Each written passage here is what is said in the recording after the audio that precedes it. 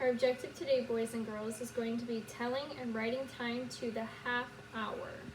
Okay, so that means by 30 minutes. But before we do that, we're going to go through and we're going to review what we've learned in our last two lessons. So here's our clock, okay? And if Miss Veal wanted to say it's 5 o'clock, I would draw my shorter hand. Remember, it's the short one tells the hour, and the long one tells the minute.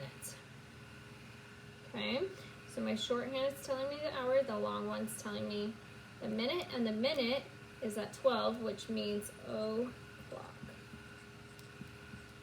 Okay, so if I wanted to write this out, I would write it's 5 o'clock, just like that. Okay, so we learned how to tell time and how to write time. And if I did this on an analog clock where it just gives us the digit, remember my minutes would go after my semicolon, and since it's 12 o'clock, it's just 0, 0, and my hour would be 5. So it would be 5 o'clock. So that's the 3 ways that we've learned of how to write it. So today we're going to talk about how to tell time for the half hour. But before we do that, we're going to learn a little bit about what 1 hour means. So 1 hour,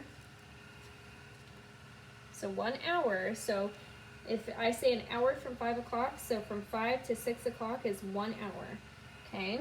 And 1 hour is 60 minutes, okay?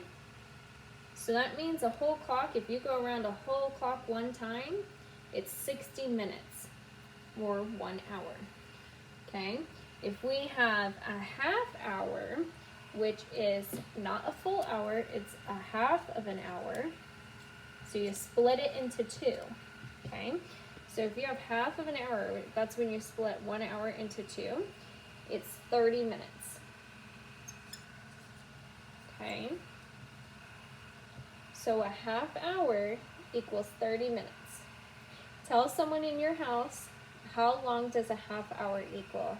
I want you to repeat it with me. A half hour equals 30 minutes. So tell someone in your house that a half hour equals 30 minutes.